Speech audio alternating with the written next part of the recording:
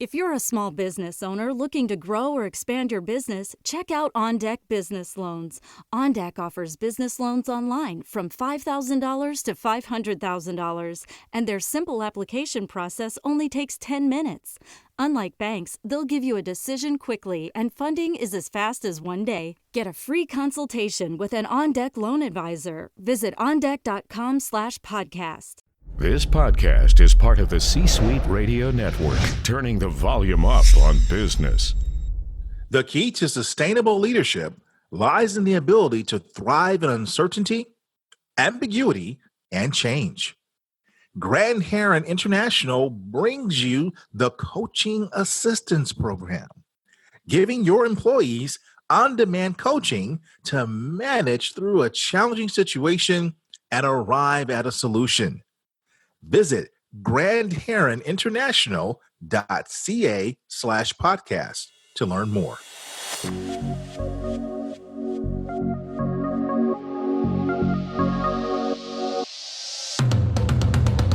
Welcome to the Keep Leading Podcast, a podcast dedicated to promoting leadership development and sharing leadership insights. Here's your host, the Leadership Accelerator, Eddie Turner.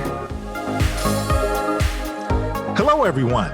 Welcome to the Keep Leading Podcast, the podcast dedicated to leadership development and insights. I'm your host, Eddie Turner, the Leadership Accelerator. I work with leaders to accelerate performance and drive impact.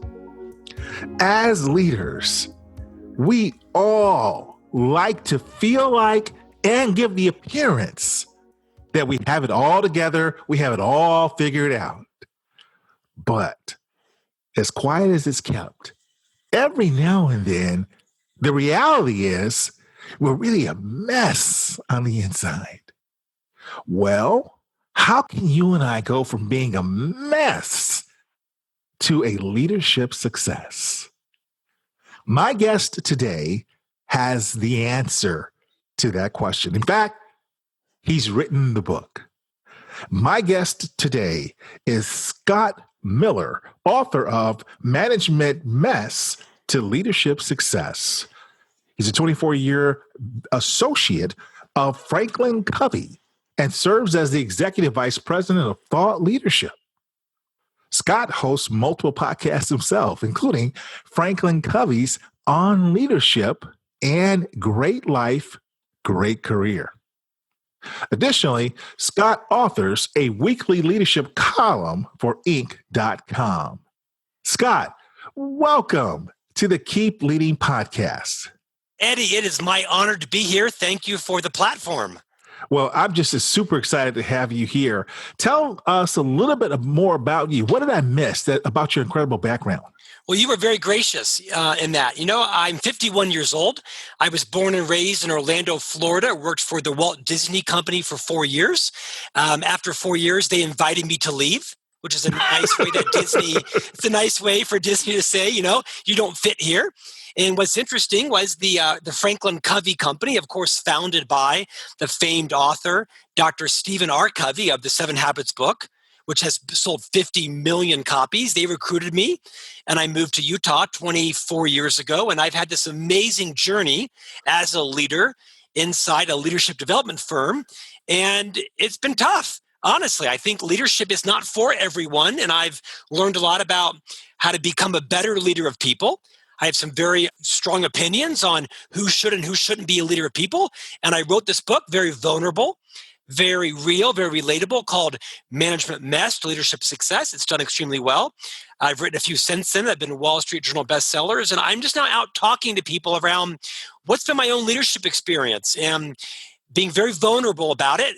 And I think it's hit a chord. I think the world needed one more leadership book, and that was mine. And I think it's, I think often, Eddie, these books are so academic, right? And they're so unrelatable for people in the trenches. And although I'm an officer in a public company, FranklinCovey, I'm still very raw as it relates to how to be a great leader. After 25 years, I'm still learning, and I wanted to share that message with my readers and hopefully your listeners today.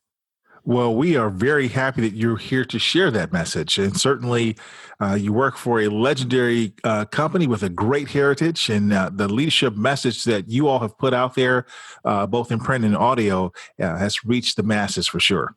Thank you. It's been an amazing journey to be part of this great brand. So, you said you had to put one more book out there in this great body of knowledge about leadership. Tell us why you wrote The Management Mess. Like you, I host a podcast called On Leadership. And every week I'm privileged to interview CEOs, best-selling authors, business titans. And one day I was interviewing Stephen M.R. Covey. He's the oldest son of Dr. Stephen Covey. And he wrote a book called The Speed of Trust. And that book has sold 2 million copies. I was interviewing him, and I said to Stephen M.R. Covey, I said, did you ever feel the pressure under your father to write a book? And he said, no, I didn't, because I didn't have anything to say. And then he said, one day it changed, and I did have something to say. I wanted to write about how to build a high-trust culture. And it was in that interview with Stephen M.R. Covey almost 2 years ago that my kind of a light went off, and it said, you know what? At 50 years old at the time, I also have something to say.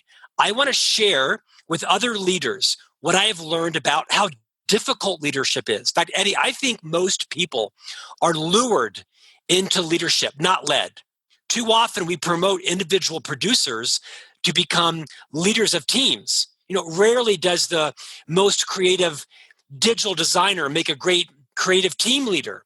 Rarely does the top producing salesperson make a great sales leader. Those skills are really transferable.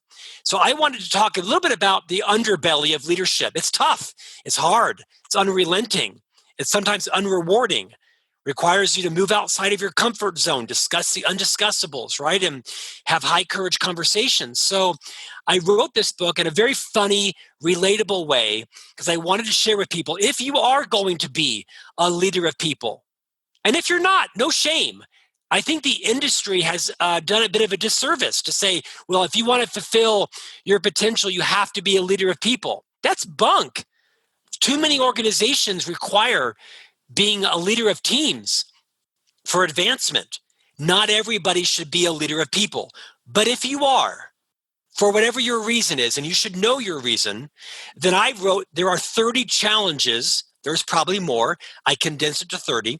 There's 30 challenges that everyone faces if you want to become a leader that people will follow.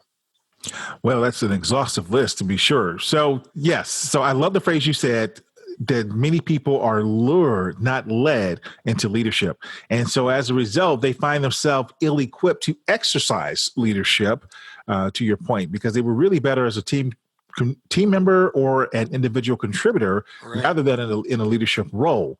But they are promoted beyond their level of competence because they were the most technically skilled, because they were the most advanced intellectually in one area, but they didn't shore up their leadership skills in other areas. And so in this list of 30 principles that you refer to, I don't want you to give us all 30, but can you give us maybe the top one or two? Yeah, sure. So I curated with the team at FranklinCovey what we find most people struggle with, or even conversely, when they actually execute on these, they have disproportionate impact and leave a legacy. I mean, challenge 3, listen first, right? I mean, as leaders, we're so deeply enculturated to communicate our message, clarify a vision. We're always talking. We're in persuasion mode. We're in influence mode, whether it be the town hall or the annual retreat or the sales academy. And Mom said we have 2 ears and 1 mouth for a reason, right? it's so true. It's so true. And I think we lose track of the fact that, yes, to be a great leader, you do need to be a strong communicator. But if you want to build a culture where people don't quit their boss, because Eddie, we know people don't quit their jobs, they quit bad bosses and corrupt cultures. Number one reason. If you want to build a culture where people feel like their leader loves them appropriately, then you got to get to know them. You got to shut your mouth and listen. What's going on in their life, right? Are they liking their job? Are they feeling like you're, helping them build a career they can exercise all their potential in? What's going on in their personal life? I mean, everybody brings their personal life to work, right? People have bills they can't pay, and teenage sons that are vaping, and mother-in-laws that are moving into dementia. And that may sound absurd, but it's not.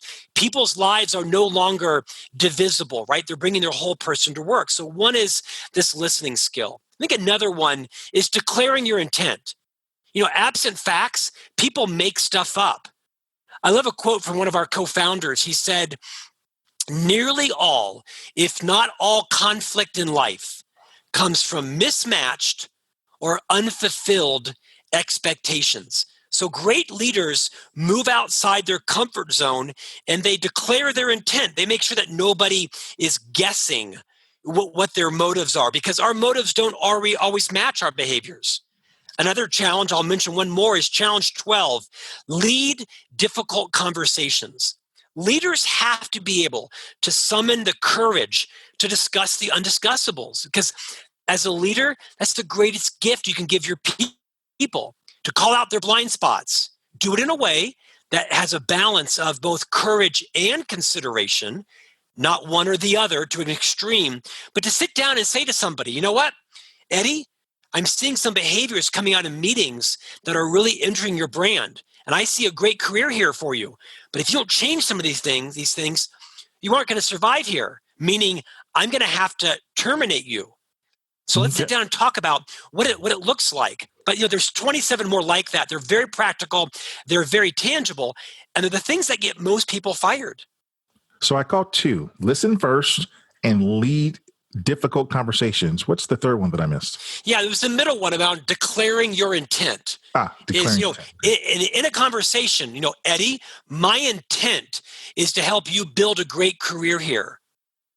My intent is not to try to exit you by backing you in a corner, right? So absent someone understanding your motive, people will suspect and ascribe a motive to you. So leaders that move from mess to success are very clear on declaring and clarifying their intent. And then you minimize confusion and conflict, and nobody else can suspect what your motives are. Because we all have motives. Everybody's got a hidden agenda. Some do a better job than others. Some have sinister intent. Some don't. But if you declare your intent, nobody then can confuse it or ascribe their own to you. So are you saying that even when we say we don't have an agenda, we have an agenda? Of course you do. Everybody's got an agenda, right? Your agenda is to advance your own career, increase your income, minimize competition from someone who might be threatening you. I mean, all behavior is an attempt to escape pain. All behavior, everything we do is an attempt to minimize pain in our life. So I think great leaders recognize, you have a motive, and it may or may not be noble. And the more you can be self-aware and sort of peel the onion on what your intent really is, the more you can match your intent with your behaviors and also what you choose to say. I mean, how often do we say, well, I didn't mean to offend her, or that's not what I meant to say? I mean, often it's common that our behaviors don't match our intent. In fact, we tend to judge people by what they do and say, but we want others to judge us on what we intended to do and say. We're fairly unforgiving of other people's intents, but we want everyone to assume that our intent is good when it isn't always. Isn't it funny how that works? Yeah, okay. Well, I'm talking to Scott Miller of the FranklinCovey organization and author of From Management Mess to Leadership Success. We'll have more with Scott right after this. This podcast is sponsored by Eddie Turner, LLC.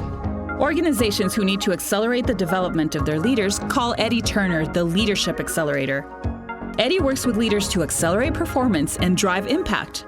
Call Eddie Turner to help your leaders one-on-one as their coach, or to inspire them as a group through the power of facilitation or a keynote address. Visit EddieTurnerLLC.com to learn more.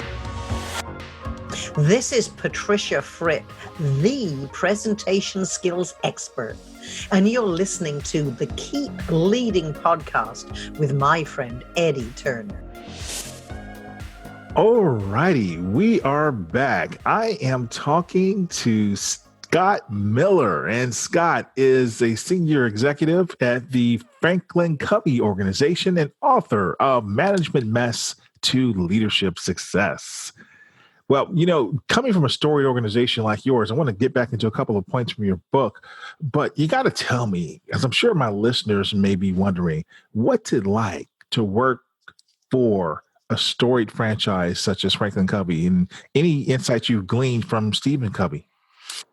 Yeah, I've, like I said, been here for 24 years, right? So I've cut most of my teeth here at this firm. I worked under Dr. Covey for 15 years. He passed 7 years ago as a result of a brain injury from a bicycle accident. So I definitely have learned wear a helmet. He was wearing a helmet, but it was too loose and had a brain injury and passed in his 80th year. It's an amazing experience to work with high trust, high character individuals like any company, right? We have our cultural challenges. We're a public company, so there's pressure to perform and grow and, return profit to our shareholders. Welcome to any organization. I think what Dr. Covey taught me most, Eddie, was, in people, we have two types of mindsets, an efficient mindset and an effectiveness mindset. And both are good, but they need to be present at different situations in your life, right? You can have an efficiency mindset with things, meetings, mowing your lawn, changing your oil, right? There's a time to be efficient in life. And then there's a time to be effective. And when it comes to your relationships with people in the workplace, at home, in your personal life, you cannot be efficient. You need to be effective, which is a fundamentally different mindset. Dr. Covey was fond of saying, with people, slow is fast and fast is slow. You can't be fast with people. You got to slow down. Now, there are occasions when you can text or have a very quick stand-up meeting, but people like me who have a naturally efficient mindset, right? Make lists, get things done. My car's washed by 7 on Saturday morning. My flowers are planted by 8. I'm ready to play tennis by 9. I'm a very productive person. It served me very well in many areas of my life.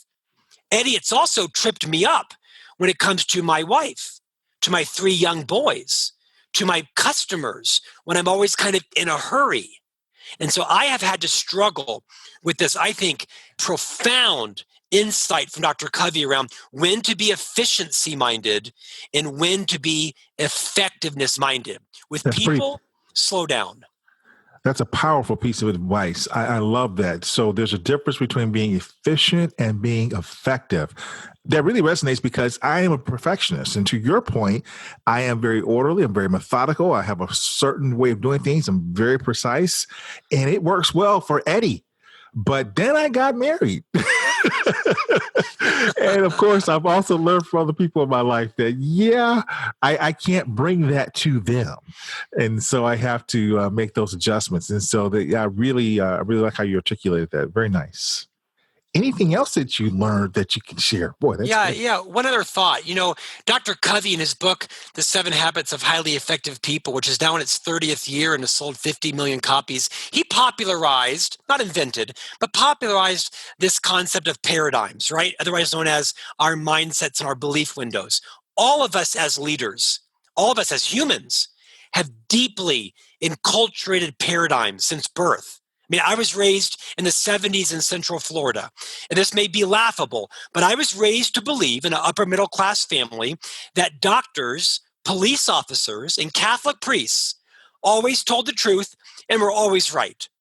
Do doctors always tell the truth? Are Catholic priests? No, of course not. That's insanity, right? And think about it. As a young Catholic boy, as an altar server, if I had been led to believe, and I was, that Catholic priests always do the right things and always tell the truth, my life could have been destroyed had I been placed in a situation with a corrupt member of the clergy that had taken advantage of me. That did not happen, thank the Lord. I've had an amazing journey in that faith. But like me, each of us have deeply enculturated paradigms on how we see ourselves, how we see members of different faiths, how we see members of different races or genders or communities, right? And these things are deeply ingrained in us from our parents, from our aunts and uncles, from our neighbors, our siblings, our junior high school principal, the teacher who told us you're not smart, or the counselor who told us you'll never make it to college. And I mention that because when we recognize that we see the world not as it is, but as we are, as leaders, we have warped paradigms. Metaphorically, we're wearing glasses or with the wrong prescription. We don't have the whole story. We don't have the full picture. We don't see everybody accurately. And I mention all that to say, as leaders, you have deeply entrenched paradigms about the members of your team for any number of reasons. Some you think aren't very competent. Some you think aren't productive. Some you think are lazy. Some you think are more talented than you are, so you hold them back because you're too insecure to let their talent rise up because it might eclipse your own. Whatever it is, fill in the blank. But as a leader that moves from mess to success, you got to check your paradigms. And can people earn their way out of the way you view them? Can they redeem themselves? Can they grow and blossom? Can they challenge and right, correct, give a more accurate paradigm of what you hold from them? I think it's a powerful lesson that leaders need to recognize. People may have behaved themselves into a problem, and they can only behave themselves out, right? You cannot talk yourself out of a problem. You behave yourself into. You can only behave yourself out of it. At the same time, are you willing, are you generous, are you vulnerable enough to allow people to challenge and change the paradigm you have of them? You can't talk yourself out of a problem you've behaved your way into. That's an interesting way of putting it. So if a person recognizes they have these paradigms, how do they make a paradigm shift? My gosh, I think it's associating with people who aren't like you. Right? I mean, I'm a Caucasian guy in my 50s. I live in Salt Lake City. It's a predominantly, Caucasian state. I'm in the leadership industry. So you can imagine who my friends and associates are. You can imagine, how my warped paradigms are reinforced, right? I mean, whether you watch CNN or Fox News or read the New York Times or the Wall Street Journal, I think you've got to associate yourself with people who are different than you. Different gender, different races, different socioeconomic backgrounds. If you're a white guy in his 50s watching Fox News, I probably can predict some of your politics, right? And if you're a Latino that's not watching Fox News, I might have an idea of your perceptions. I don't mean to say or to cast a broad net, right? But we've all got to befriend people of different backgrounds. It's why you see these demographic maps of which states have the most number of passports issued, right? I mean, if you want to challenge your paradigm, travel. Invite somebody of a different race to your home for dinner. Invite someone of a different sexual, proclivity, or different age group, or different socioeconomic background. Surround yourself intentionally with thoughts and ideas and people who challenge your conventional wisdom. I think so many of our political problems are we tend to surround ourselves with like-minded people. We have our own paradigms, right or wrong, reinforced, and then we can't even have a civil dialogue. Dr. Covey used to say, "Oh, you see it differently than me. How great that is." And I think that's so important, right? Is to be comfortable, be vulnerable enough, be confident enough to friend and associate with people who have nothing in common with you. Yeah, I have a tennis coach here who's Muslim. He's from Tunisia. And I love to sit, I'm a Catholic, I'm a Christian. I love to sit and just listen to him about his upbringing, about what he was taught to believe.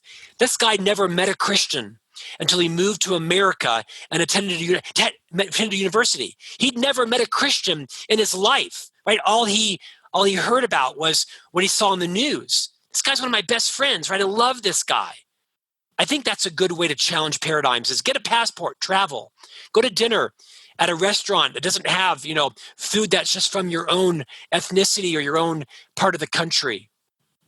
Encourage people in your life that will challenge your deeply entrenched mindsets. Sorry, I'm passionate about that, but I think that's the root of a lot of America's challenge right now. We can't even have a civil conversation with people who disagree with us. It gets into a brawl, and I think that starts at the top. Okay. Well, thank you very much, Scott. And we appreciate your energy and passion around the topic. So tell me, how would you summarize our conversation we've had today? I think we all need to be kinder, more tolerant, check our own views. Do we have the whole story? We're all messes. Everybody's got a mess. Every leader needs to own their mess. Once as a leader, you're willing to be confident enough and vulnerable enough to own your mess, you then can give permission, Eddie, for others to own their messes. It doesn't mean that you license bad behavior or that you wallow in your messes, but when a leader can develop a culture on his or her team, in their company, on their club, on their committee, when you're confident enough to own your mess, you then make it acceptable for others to own theirs, and everybody can move to success. Thank you. Scott, where can my listeners learn more about you and your organization? Well, to quote my wife, it's kind of hard not to find me these days. She thinks I'm a little bit overexposed. So you can follow me on Twitter, on LinkedIn.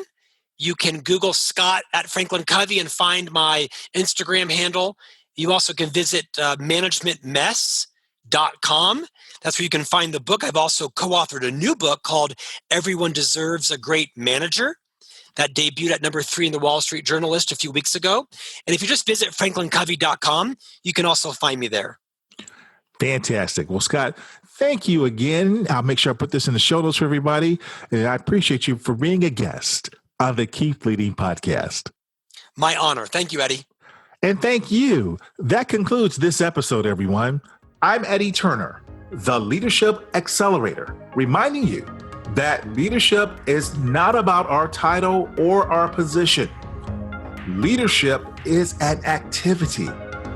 Leadership is action. It's not the case of once a leader, always a leader. It's not a garment we put on and take off. We must be a leader at our core and allow it to emanate in all we do. So, whatever you're doing, always keep leading. Thank you for listening to your host, Eddie Turner, on the Keep Leading podcast.